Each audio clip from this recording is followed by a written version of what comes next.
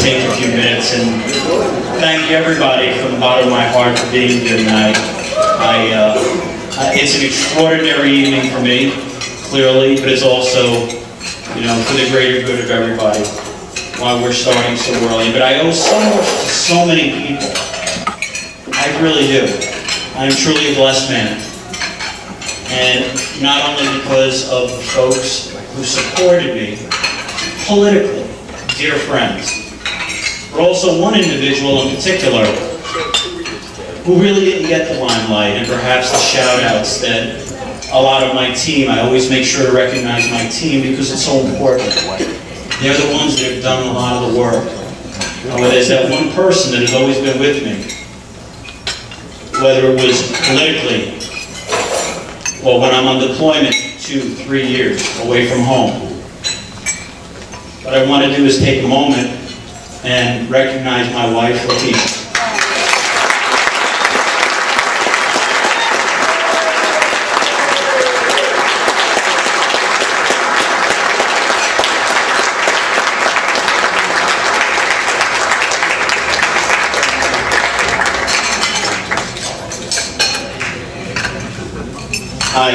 I thought that would be a nice touch, but I can guarantee it. She's very shy and I'm dead meat later. I'd also like to invite another dear friend, Lieutenant Colonel Frederick Peterson, who's going to lead us in the pledge.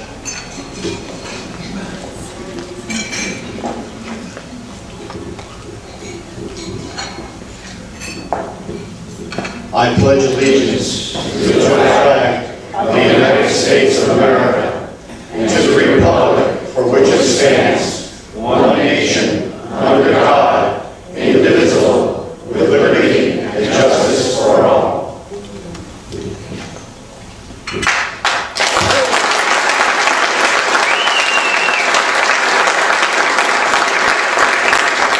Please take seats. I want to go through the roll, and I know there's so many folks here, and however, there are a few key people here that I want to make sure that I take a moment to recognize the fact they're honoring us to be here. First off, Chairman Frank Cantone of the Islip GOP.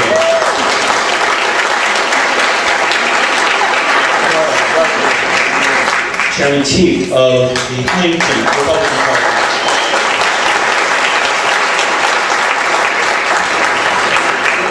We have Joseph Caruso of the Ronald Reagan Republican Club. There you go.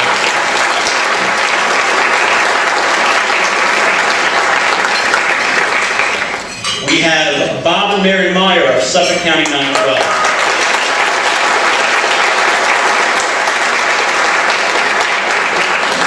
Judy and Steve Morris. There you go.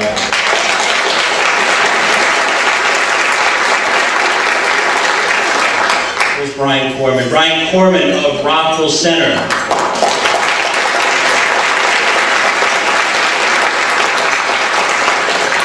If we take a look at all the friends we have here today, we also have representatives of tomorrow's Republicans. I'm not sure where you're sitting, but just stand up for a moment. There we go.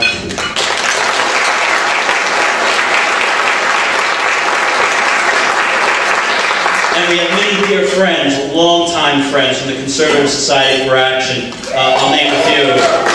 Ray Anderson, Grace Carlucci, Art LaSalle.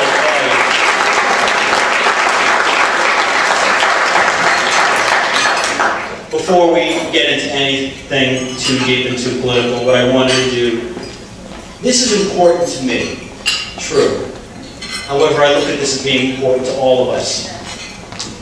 But what we also have to realize is that politics is not supposed to be inward, it's supposed to be outward. Many people have suffered and bled for the freedoms that we enjoy today. We're a very blessed nation. We're truly blessed. Sometimes I wonder if we realize how incredibly blessed we are. However, there are times when we have to remind not only ourselves, but those around us, how incredibly fortunate we are, and to remember those who sacrificed so much. We have one of those individuals here tonight, and I wanted to take a moment to honor him in particular and his son's sacrifice. First Lieutenant Byler, United States Marine Corps, brief history, lost both of his legs in Afghanistan about 9 months ago. Truly a hero beyond words. He and his family have sacrificed. So what I'm trying to do here is not only to recognize him, but remind everybody the blood and sweat that have gone into this republic that we have, and that has been paid for with the blood, sweat, and tears with men of honor in the field of battle.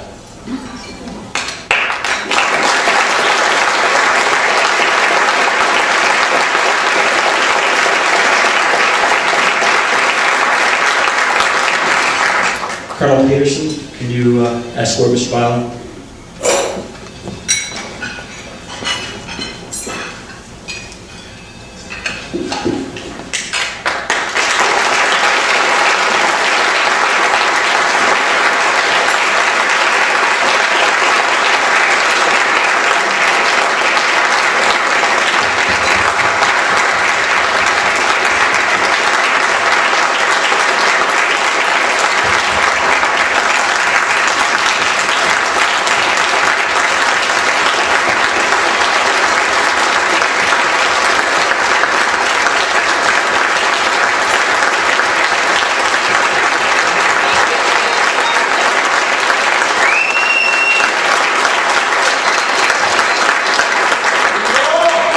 Those of you who know me, some of you know me very well, you understand my background. I'm a Lieutenant Colonel in the Army Reserve. I deployed a few times. I was in Iraq. Being a field grade officer, I understand the symbolism, and as many veterans here, I understand the symbolism that certain things have to officers and those in the field of honor. So we have a presentation that we'd like to give to Mr. Byler. More than a weapon, a heritage. The swords Marines carried signify the Marine Corps heritage as America's original protectors. They are the oldest weapons still in service in the United States Armed Forces.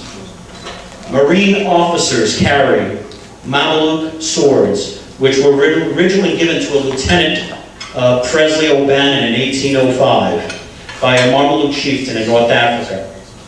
Lieutenant O'Bannon and his Marines made that historic march 600 miles across the North African desert to rid the shores of Tripoli of pirates. By 1825, all Marine Corps officers carried this sword. This sword has become the symbol of honor, valor, and fidelity of the United States Marine. First Lieutenant Byler is still recuperating from his injuries at Walter Reed and was unable to be here this evening to receive this sword. It is, however, my distinct honor to present this Mameluke sword to his father, Philip Byler, to symbolize the love and respect we have for his son and the sacrifice of his family. Sir.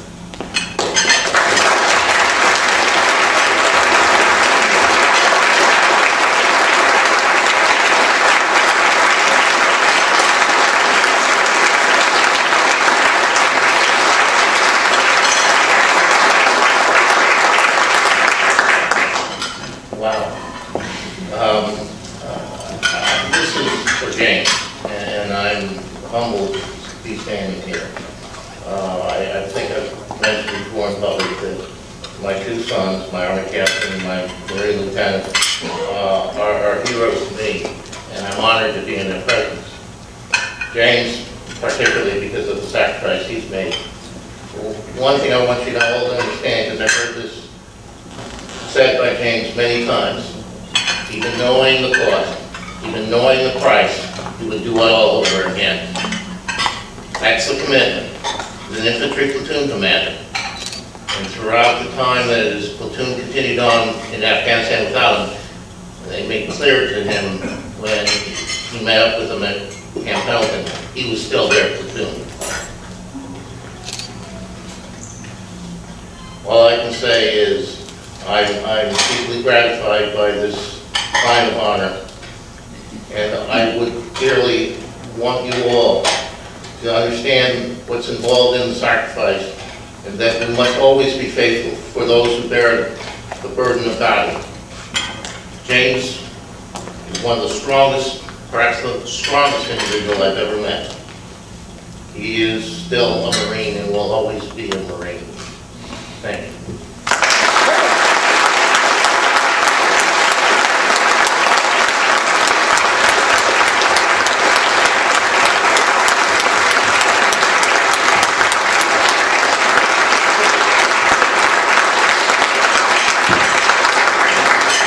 We're also honored here tonight to have Major General Anthony Propp in our presence to participate in this ceremony. Major General Anthony Propp is a 35-year combat service veteran.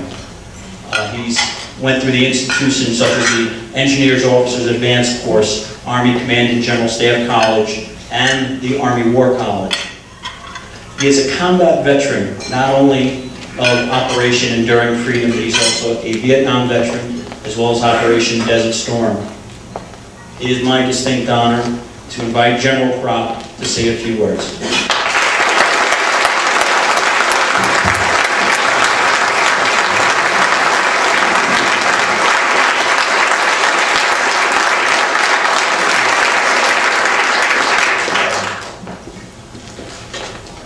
I really deeply appreciate the opportunity to participate in this event this evening, especially in recognition of the sacrifices, especially Ken Byler has made, and also his family. I've never been one who has ever needed a microphone. I guess that's because I really lost my hearing way back in Vietnam when we didn't wear any hearing protection.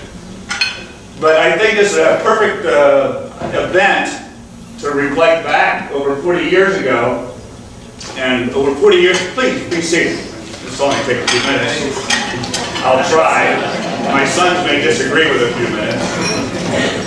But a bunker back in Central Highlands, the Indian artillery base, inside the bunker there was an anonymous statement on it. And the statement said the following, it was written on this wall. It said, "For those who fight for it, life has a flavor the shelter will never know." And how true that is. In my 35 years in the military, and starting off enlisted and having the distinct honor and privilege of working with America's finest and serving with America's finest, there's absolutely nothing that I've done in my life that's more rewarding than to serve with our young men in uniform. That flavor of life can dramatically change over the years, and it has for me also as I've gotten a little older and maybe a little bit more philosophical. For those of us who have worn the uniform in combat, that flavor we certainly share the highest of rewards and sometimes the lowest times of our life also. And that flavor during my last several years, I never realized the impact it had on our loved ones and families, because I always had a great wife for 43 years and still married to the same great girl, and we're still having as much fun as we did before. I never realized what I put my family through. And so now that flavor of life that has these highs and lows, I always include the family members in that also. And this certainly would relate to the Byler family, and especially to Lieutenant James Byler. I'm over a 30-year resident of Huntington. This is probably the first Memorial Day that I haven't been downtown with the troops and the parades and so forth. I have not had the privilege or honor of meeting Lieutenant Byler, but I certainly been looking forward to that opportunity in the future. I don't think, in summary almost, I could say it any better than, fortunately, I got the Long Islander at my house this morning out in Mattatuck, where I'm retired trying to keep the geese off my property. And the grandkids all my boats, and my kids from using all the gas in all my boats. That's a whole other story. But I had the opportunity to read the story about the Memorial Day and the incredible response that Huntington as a community has always responded, I think, phenomenally well in support of our nation's service men and women, and especially, you know, those who are from the township of Huntington. And we are very, very grateful for all the support that you have given on behalf of all the veterans and the active and retired members of those who served in the military. But for a young man as Lieutenant Byler to go through what he has gone through, he has grown older very, very quickly, and to have this insight that he made this statement, I can tell you that I hate war. Until you experience the heartache of it, you don't know what it is like. It's important to remember the fallen, but at the same time celebrate life that we have because of them. And in closing, there's also one other quote that I've kind of used, and I think it reflects very directly on the Byler family, and especially Lieutenant James Byler. And he certainly is a warrior in more than one way, many ways. And this final little quote I'd like to leave with you, it says, "The quality of your life will be determined by your ability to deal with adversity." And certainly, Lieutenant Byler and his family seem to be dealing with an incredible adversity, as heroes certainly do. I think the way that Mr. Byler expressed Lieutenant Byler's devotion and love of country and love of the Marines, and what he has been through certainly reflects an incredible hero that we owe a lot to. So thank you very much. Have a great evening.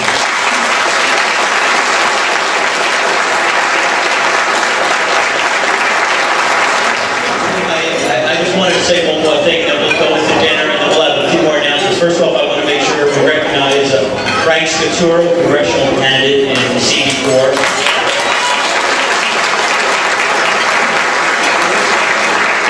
And I'll tell a quick story, and then we'll go into dinner, and then we'll have one or two more people speak. It was about 3 weeks ago when we decided upon this day in particular.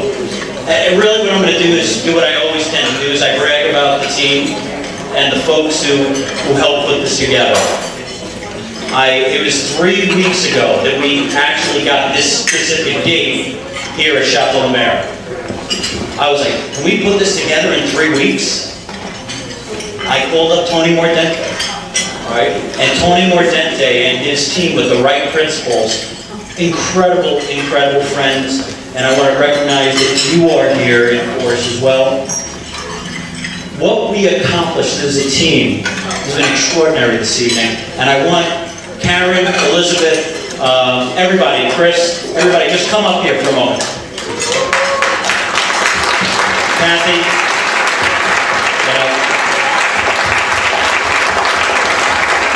Chris K. Adam.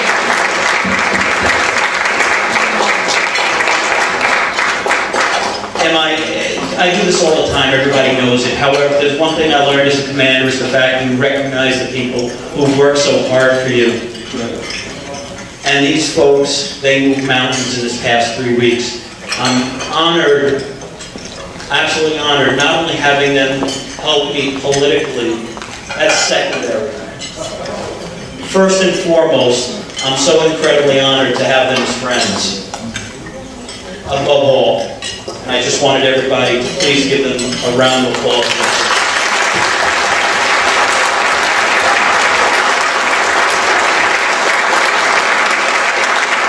Everybody enjoy your meal, and then we'll, right afterwards, we'll have a few more guest speakers. Thank you. That's true. But if we don't do it, who will? If we look at our elected officials that we have in office today, I'm not going to say names, we know who they are. It's embarrassing. These are the people who want to control our health care. I don't think so. What we're looking at in 2012, since I left the race in 2010, those of you who know me already understand this. In 2010, I stepped aside so John Gomez would have his opportunity. I did not primary. I do believe, and I live by this, the mission is greater than the man. The mission is greater than the man. I was not going to stand in the way of John Gomez's opportunity, but also more importantly, the mission of taking Steve Israel out of office was more important than anything my own personal desires.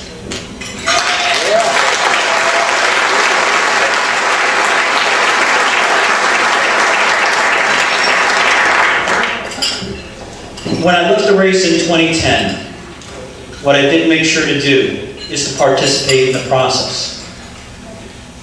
I trained my team. I think that's the kernel in me. I made sure to ensure that we were engaged. Those of us, remember, came to this very place with the fundraiser for Gary Bernstein, so incredibly proud of what we did there. Everything we did not know back then, I made sure we do now. I expanded the team. We have a full-time treasurer. I hired a full-time consultant, actually Rudy Giuliani's chief of staff.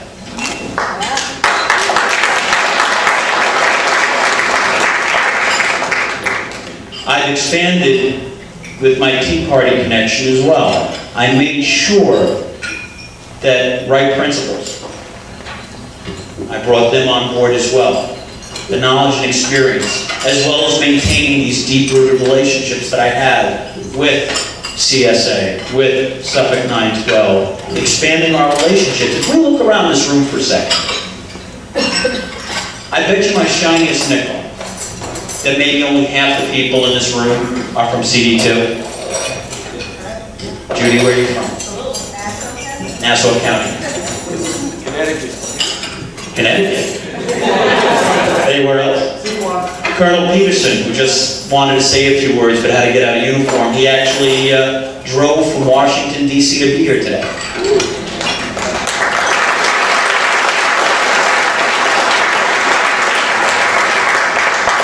If we look around this room and use this, I think the best way to describe it is almost a synthesis candidate that will take the grassroots enthusiasm and motivation of the Tea Party and merge it and synthesize it with the experience, the institutional knowledge, the fundraising base of the Republican Party, the conservative Republican Party, we're going to be a pretty unstoppable force in 2012. Yeah.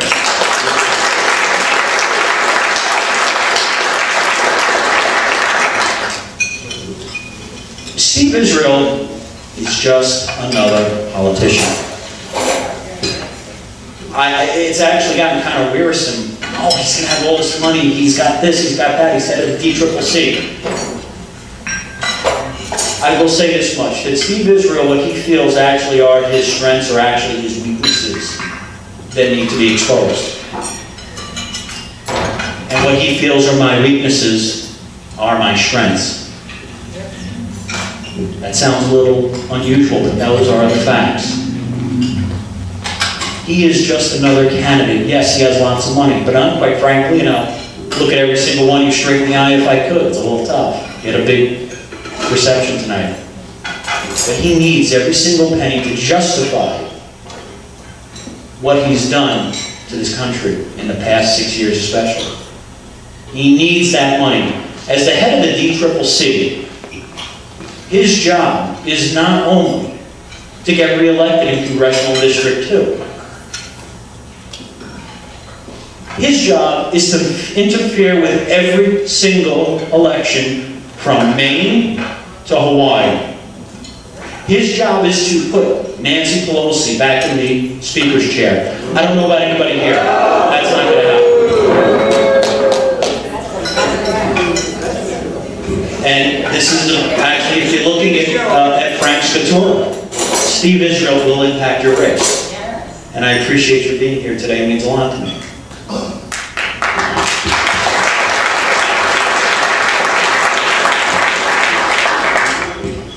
What Steve Israel, his greatest weakness is the fact of who he is. It's nothing personal.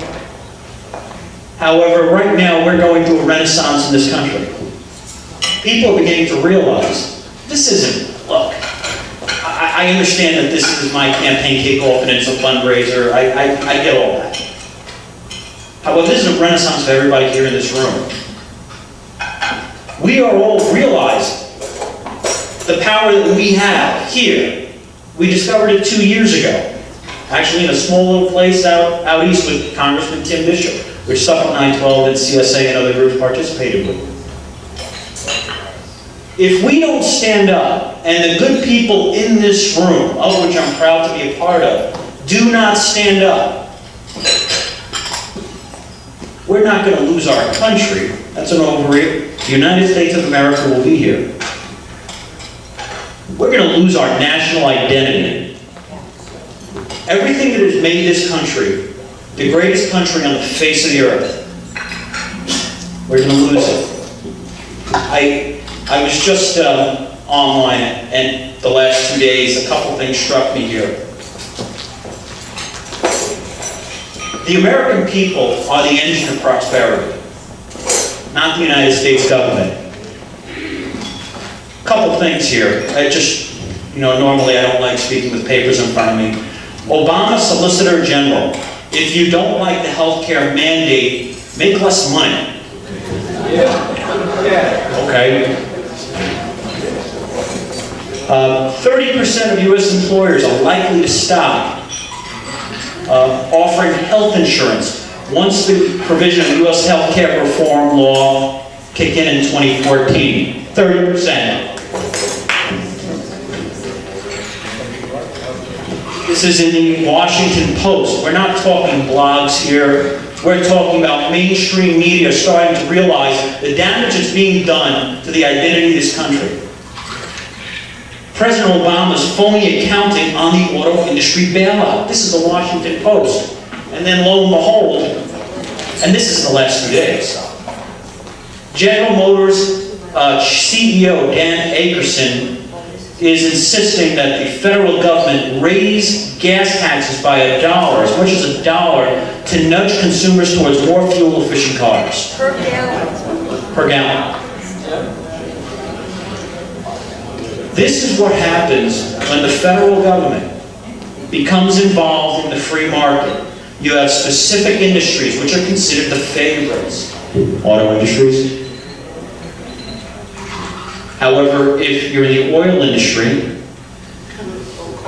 you can have China 5 miles off our coast drilling for oil, but we can't. Or Brazil. Or Brazil. However, General Motors, the CEO of General Motors is saying, when did the Chief Executive Officer, GM, ever participate in the national energy policy of this country? But he feels it's necessary because he is in a favored status, industry-wise, of our government. This is not a healthy process for our country. However, like I said, we're all here for a reason. I get it. It's a fundraiser for me, and it's a campaign kickoff for me. I get all that. But what I would say here, candidate aside, I'm going to take that hat off for a minute. Every single one of us has a responsibility to stand up and say, no, no, no. Enough is enough. Those that have bled on the field of honor all across the world did not do so. So General Motors' Chief Executive Officer can dictate national policy. I can pretty much bet my shiniest nickel that there will people be out there as we get deeper into the election, into the process, they'll say, he's just an angry guy. Look at what he's saying, he's angry. You know what, I am. And that's okay.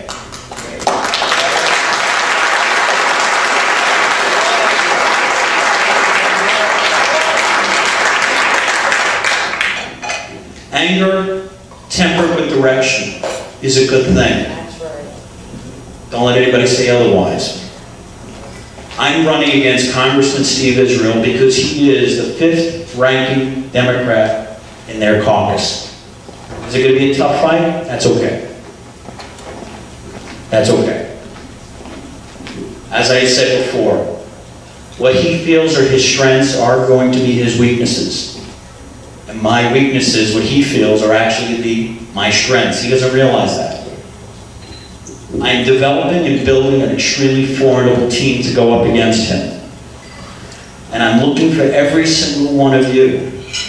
Again, remember, this isn't just CD2. We have people from Connecticut, Washington, D.C., because this race will have national significance. Just think about Steve Israel for a second. He has to, okay, we didn't, all right. All right, let's not think about Steve Israel for a second. Let's rewind. We just ate. Oops. If we just think about it for a second, all right, that individual and what he's done to this country and his voting record, 94%, 96% with Nancy Pelosi. He is not a moderate. I met Steve Israel on wall bounds back in 2003. He described himself to me as a Republican. A Republican. Is that right?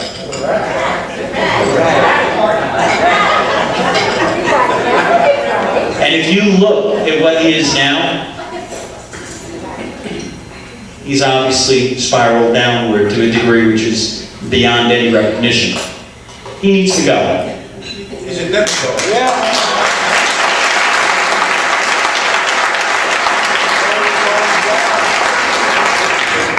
I don't want, my wife says I'm very wordy, and she's giving me nasty looks, in spite of the flowers.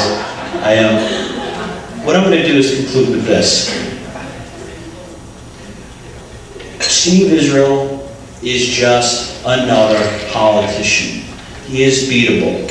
With the right team and the right people, he will go the way of the Dukakis and all these other folks who felt they were unbeatable.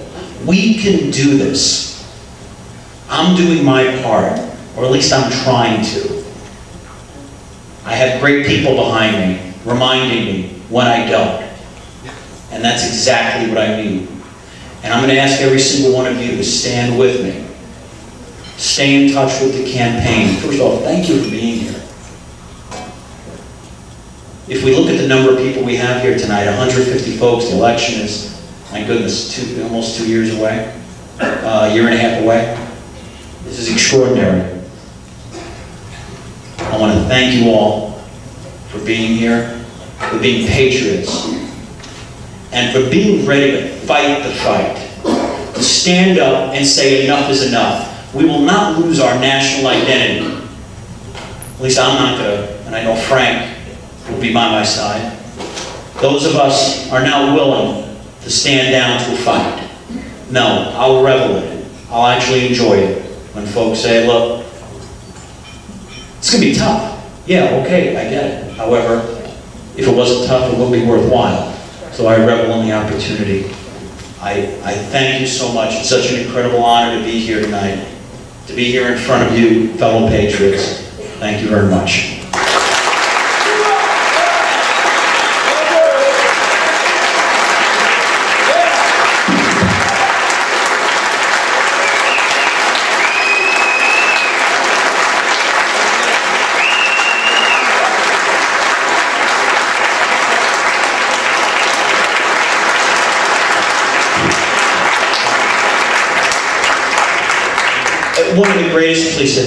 One of the greatest experiences that I've had, and I know I've mentioned this before, is all of the new friends that I've developed and who I've gotten to know, all of them true patriots. One of them happens to be here, Kieran Lawler. Kieran, there you go, absolutely deserved.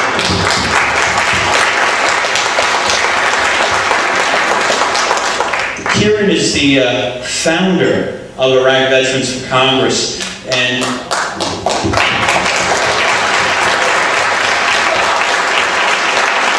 I wanted to give him a few minutes to speak. Thank you. Good to be here. Great event. Great event. Last week, our group, Iraq Veterans for Congress, which helps get Iraq and Afghanistan veterans who are good, solid conservatives elected to the Congress.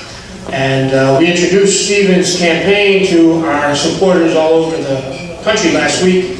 We have about 25,000 people who subscribe to our emails, and in the email, we introduce Steve as a guy who has a great combination of credibility, likability, and electability.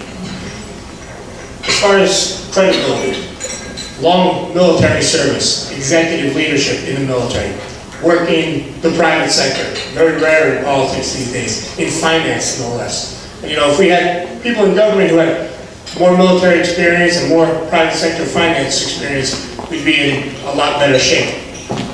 But I think the keystone of Steve's credibility is he is a family man, raising a family in these very troubling times. And you know, those of us who served in the war on terror, a lot of us missed out on the boom times of the first part of the 21st century because we were serving. And when our service was done, we came upon the Great Recession. So that Steve is here in central Long Island, working hard, taking on the enormous task of running for Congress, providing for his family. He's walking every day miles in the same shoes as everybody else in the 2nd Congressional District. And I think that credibility is going to go a long way. And that's the kind of credibility that a politician like Steve Israel just cannot compete with. Next, likability. He's a nice guy. He's a straight shooter. You shake his hand, you look at Steve Labate's eyes, he'd always tell you the truth. Tough guy. A walk softly, carry a big stick kind of guy. Flowers to the wife. And good touch, buddy. But you know how I really like, you know how I really know that he has exceptional likability? I was an enlisted Marine, and Steven's an Army officer, and I can't help but like the guy, so I know he's got something extra special. And next, and most importantly, for the reason we're here today, electability. He's talked about his team tonight. I saw this team in action back in October. With, I think, I don't know, it was 36 or 48 hours, the Labate team put on an event for the gubernatorial candidate, Carl Palladino, over in Hicksville at a defense plant. It was like a well-oiled machine. Everybody had something to do. They knew how to do it. They flew into this defense plant, turned it into a campaign stop for Palladino. Hundreds of supporters there, press from the New York Times and NBC. Fantastic event that they pulled off in 48 hours. And I said, this is tremendous leadership. For somebody to inspire all these volunteers to do that kind of work and to execute it so flawlessly, that is a tremendous skill and something that the voters of the 2nd Congressional District, when they learn about, will certainly appreciate. And you look at this event, 150 people in a ballroom. This is typically the capstone of a year-long congressional campaign. Something like this typically goes on in October, a few weeks before Election Day.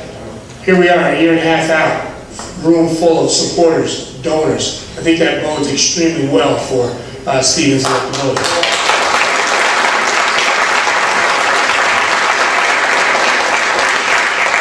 Because I am always out there supporting Iraq and Afghanistan veterans running for office, people say, big deal. Plenty of people serving in the military. Why should I vote for a guy because he's, why should I have anything to do with my vote? Now, my instinct is to pop the guy in the nose, but well-disciplined former Marine that I am, I usually boil it down to 3 reasons. And there's really 3 reasons why we need 21st century warriors to solve our 21st century problem. And the first reason is character still matters. In this state, we've lost 3 members of Congress, maybe 4. I haven't read the paper in the last couple hours. A governor in 3 years to really horrible, embarrassing scandals. Because in Albany and in Washington, D.C., there's a culture of corruption. But in the military, there's a culture of integrity and there's a culture of honor. Yeah.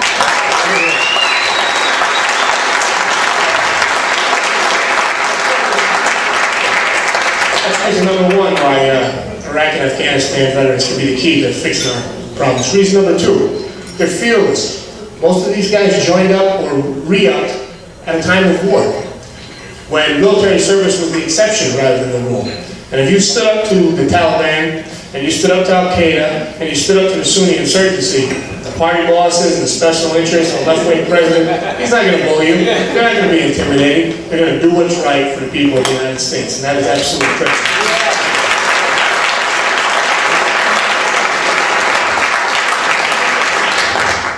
And last, and maybe foremost, If you've already put the country first, if you have a record and the ability and the willingness to put your country before yourself, you are exactly the kind of person we need in Washington right now.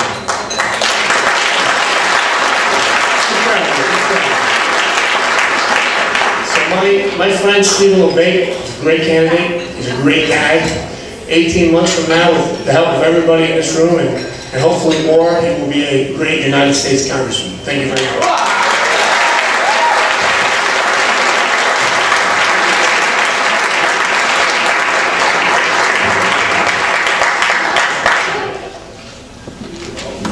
What can I say? I didn't pay him to say that. So, Kieran, thank you very much.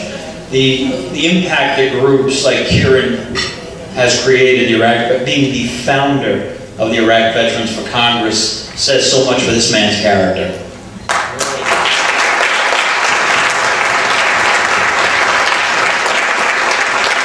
To go out there and develop your own organization based upon your principles and values.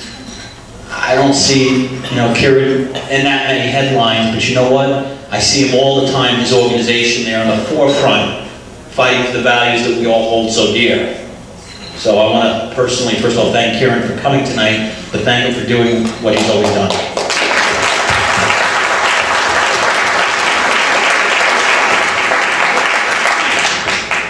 We do have another speaker. Actually, we have two. I want to invite Colonel Craig Peterson, actually, now in civilian clothes.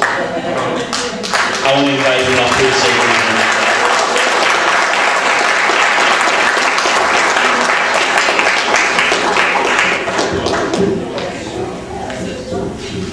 I'm in civilian clothes. That was a quick change.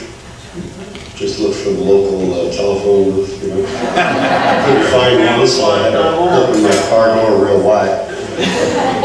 The reason is, what I'm about to say could not appropriately, nor should not, be said in uniform. There were 5 words that Steve used to introduce himself. Very simple words. And the words for why he was running. You know who I am. And yes, we do. And that's why I fought crazy traffic and heat 7 hours from suburban Washington to get up here to be with you all tonight, because I know who he is, as you know who Steve Labate is. He is your next congressman.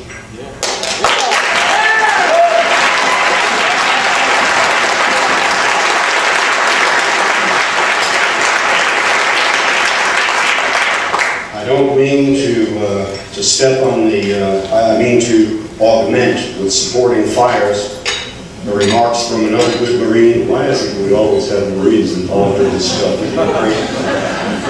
Credibility, likability, and electability are critical. I quite agree. But there is a 4th principle, that I think innervates me, my motivation, and I know each one of you, and that is principle, with an L-E. Credibility, likability, electability, and principle. And it's the principles that have brought me up here and have brought you all here tonight, and that it is principles that will innovate this campaign and make Steve Labate the next congressman. I want to talk for a moment about those principles.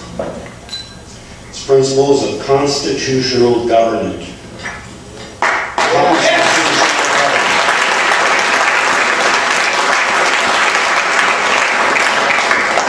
That adjective, constitutional, modifying the noun government, is critical. This election, this coming election cycle, I do not mean to exaggerate. I am not exaggerating. I am not hyping. I am not giving you K-Street BS. This is an existential election for this country. Existential. Meaning, if we lose it, we lose it. We lose it. For ourselves, for all that we have created with our lives, for our children, for our posterity, and for the idea that America has given this world, it will be gone. We are at a tipping point in American history. We are at a tipping point in American history. And you who are here tonight are the American patriots that are going to capture that history, hold that terrain, keep that hill, and then advance it. You are the heart and soul of the new American Revolution. You are. And this man is going to be a leader for that revolution. Let me talk a moment about the patriots. Similar to what we're going through today. Not dissimilar. Similar to what we're going through today. On a night in Valley Forge, shivering in the snow, hungry because they haven't eaten in days, huddled around a thin flame of a fire that gave no heat, sharing a blanket, but they had no boots. Looking to the left and to the right, and knowing that people who were there yesterday are not there today because their ranks have dwindled. Knowing that they just perhaps received a letter from home or word that their farm has been burned to the ground. Their children and their wife are missing. All that they have given, all that they have worked for in their life is gone, and they stayed by that fire. And on the following morning, crossed a frozen river impossibly, and matched themselves as ragtag, bold, magnificent army, matched themselves against the best troops in the world at the time. The Hessian mercenaries fighting under the British crown. And they beat them. And they beat them. They won. It wasn't every colonist who was a patriot. It wasn't every patriot who served. But every patriot contributed to the cause in the way that they were given. You are patriots for being here tonight and for recognizing the truth of what I say. But it is up to us not to lose faith. Not to lose faith in each other. Not to lose faith in our cause. Not to lose faith in our leaders. And to carry the day on the morrow, when each of you will be asked to be in those boats paddling across a frozen river, hungry, ill-clothed, shivering, perhaps ill, with all that you have given to life destroyed and you know it, and staying the course and winning. Because victory belongs not to those great numbers, but those great spirits who will stay and fight. And this fight is absolutely essential. And we can't put it off as the budget has been put off year after year after decade after generation. It's got to be fought this time. This is the battle. This is the invitation. This is who we are. And this is why we will win. One other thing, a word of caveat. There are differences among us. Some of us are social conservatives. Social issues are extremely important. Religious issues are highly important. Others are economic conservatives that see the idiocy, the utter insustainability of the current economic system in this country. Others are security conservatives. They're worried about preserving and protecting and defending the Constitution of the United States against all enemies and deploying to foreign lands in order to do that. Maybe some of you are police or fire or emergency services personnel or people who have known or have been in world trade and know that you place yourself in that camp. There are probably 5 separate categories of conservative, libertarians to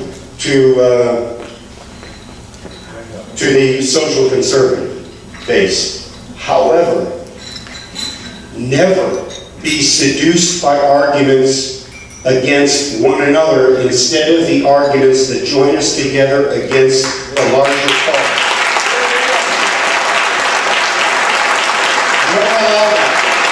Never allow that to happen. Once we start arguing with ourselves, our energies are misdirected.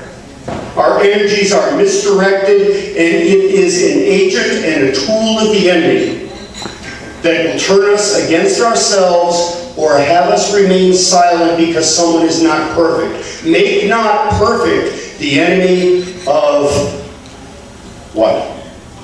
Good. The good. Make not perfect the enemy of the good. Okay?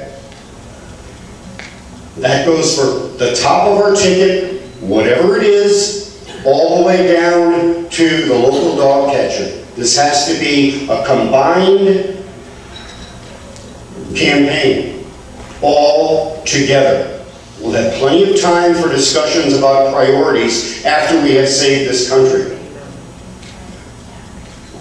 I don't want to go on and on here, but I wanted to get those things out, and I wanted to say, make principle a very high measure of why we are here, because it is a sustaining element of character that will get us through the darker times as it has gotten our forebears through them.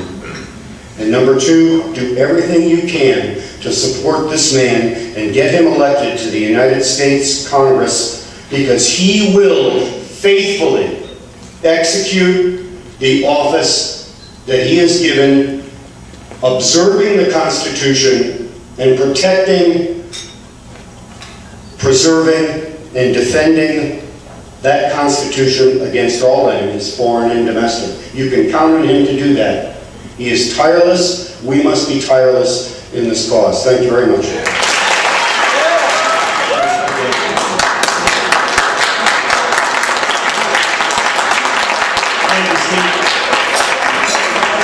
First of all, I'd just like to say, as the president of the Suffolk County 912 Project, my wife Mary and I, our executive board, and everyone represented here, we're just absolutely proud to be a part of this event. I have to say, right from the get-go, from when I first met Steve, he's a man of integrity. I've known him for quite some time now. And the more we get to know him, the more respect you have for this man. But just to not reiterate things that were said tonight, there's one common theme here, and that's really what we have to concentrate on. Our flag is the United Die flag. And really what it comes down to, if we're going to beat these progressives and these liberals, is we got to get not only the Tea Party, the Republican Party, the Conservative Party, the Independents, everybody has to unite to fight these high-profile Democrats.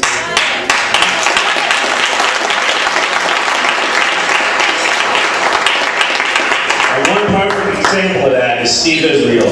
What better person than somebody who wants to bring back Nancy Pelosi as Speaker of the House? Nancy Pelosi is the reason that many of us were throwing things out on TV and started this movement. Steve Israel is nothing but a male clone of Nancy Pelosi politically. So with that, I just want to say, we all have to unite together. We have people from all Tea Party groups across the island, Nassau County, people from Connecticut, and this is a regional race. And whether or not we live in Steve's district, we all have to unite, and we have to put our efforts into getting Steve elected. That's right. Thank you, Steve, for having us.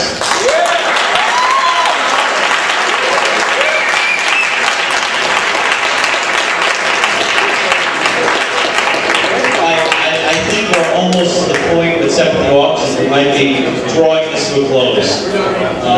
We're all done. I want to just say again, and I may be reiterating it, the incredible privilege I feel of being here right now. being in front of you, I can't even describe it. Thank you for being here tonight. Everybody get home safe. Be ready for the fight tomorrow and the next day. Thank you very much.